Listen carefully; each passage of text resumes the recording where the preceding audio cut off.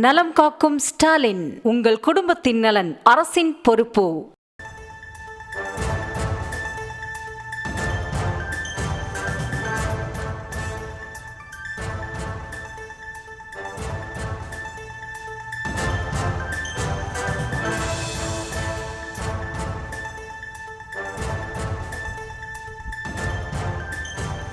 அண்மை செய்தியாக பார்த்துவிடுகிறோம். 4 ஆண்டு கால திமுக ஆட்சியில் எவ்வளவு முதலீடு வந்திருக்கிறது என்று கேள்வி எழுப்பியிருக்கிறார் மத்திய இணையமைச்சர் எல்முருகன். அந்த அண்மை செய்தியை பார்த்து வருகிறோம். திமுக அரசின் வெற்றி விளம்பரங்களை தென் மாவட்டங்கள் நம்ப போவதில்லை என்றும் அவர் தெரிவித்திருக்கிறார். திமுக ஆட்சியில் எந்தெந்த நிறுவனங்கள் தொழிற்சாலையை தொடங்கியுள்ளன்ற என அறிக்கையை வெளியிட வேண்டும் என்று அவர் தெரிவித்திருக்கிறார். விவரங்களோடு இணைகிறார் நமது செய்தியாளர் லதா. லதா, வணக்கம். மத்திய இணையமைச்சர் எல்முருகன் என்னென்ன கேள்வி எழுப்பியிருக்காரு, அது தொடர்பான விவரம். வணக்கம். தமிழக மக்களின் நலனிற்காக ஈர்க்கப்பட்ட முதலீடுகள் என்ற பெயரில் திமுக அரசு மேற்கொண்டு போலியான விளம்பர பிரச்சாரங்களை கண்டித்து இந்த அறிக்கையை அவர் வெளியிட்டிருப்பதாக அந்த அறிக்கையில் குறிப்பிடப்பட்டிருக்கிறது. முக்கியமாக எல்முருகன் அவர்கள் வெளியிட்டிருக்கக்கூடிய அறிக்கையில் 4 ஆண்டுகளுக்கும் மேலாக திமுக ஆட்சியில் தமிழகத்திற்கு வந்த முதலீடு எவ்வளவு, முதலீட்டாளர்கள் மாநாடு முதலீடுகளை ஈர்க்க வெளிநாடு பயணத்தால் என்ன பயன், மேலும் ராக்கெட் ஏவுதளம், விமான நிலைய விரிவாக்கம் என தென் மாவட்ட வளர்ச்சியில் கவனம் செலுத்தும் மத்திய அரசு என்று குறிப்பிட்டு இந்த அறிக்கையை வெளியிட்டிருக்காரு.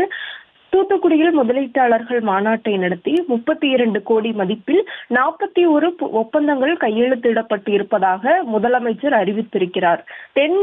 தென் தமிழ்நாட்டில் இதுவரை பார்க்காத தொழில் வளர்ச்சி ஏற்பட்டு இருப்பதாகவும் தூத்துக்குடியில் விண்வெளி பூங்கா அமைக்கப் போவதாகவும் அறிவித்திருக்கிறார். தூத்துக்குடி மாவட்டம், தூத்துக்குடி விமான நிலைய விரிவாக்கம், தூத்துக்குடி துறைமுகத்தில் மேம்பாட்டு பணிகள், எளிமையான சரக்கு போக்குவரத்து வசதிக்கான தேசிய தொழிற்சாலைகள், சரக்கு போக்குவரத்துக்கான ரயில் திட்டங்கள் என தென் மாவட்டங்களின் வளர்ச்சிக்கு பல்வேறு திட்டங்களை மத்திய அரசு முனைப்புடன் செய்து வருகிறது என்று குறிப்பிட்டிருக்கக்கூடிய அவர், ஆனால் தமிழக அரசு மத்திய அரசின் திட்டங்களுக்கு தன் பெயரில் ஸ்டிக்கர் மட்டும் ஒட்டி கொண்டிருக்கிறது என்றும், கடந்த 4 ஆண்டுகளுக்கு மேலாக தமிழகத்தில் எத்தனையோ முதலீட்டாளர்கள் மாநாடு, முதலீட்டாளர்கள் சந்திப்பை முதலமைச்சர் நடத்திவிட்டார். ஆனால் இதுவரை தமிழகத்திற்கு கிடைத்த பயன் என்ன என்றும் அவர் திமுக அரசை நோக்கி அந்த கேள்வியை முன்வைத்திருக்கிறார். எனவே தமிழகத்தில் இதுவரை ஈர்க்கப்பட்ட முதலீடுகள் எவ்வளவு, புரிந்துணர்வு ஒப்பந்தங்கள் போடப்பட்ட நிறுவனங்கள் தொழிற்சாலையை தொடங்கி உள்ளனவா, அதன் தற்போதைய நிலை என்ன, முதலீட்டாளர் மாநாடு நடத்தி கிடைத்த பயன் என்ன, இப்படி அடுக்கடுக்கான கேள்விகளையும் முன்வைத்திருக்கிறார். இவற்றையெல்லாம் தமிழக மக்களுக்கு திமுக அரசு வெளிப்படையாக அறிவிக்க வேண்டும் என்றும் அவர் கேட்டுக்கொண்டிருக்கிறார்.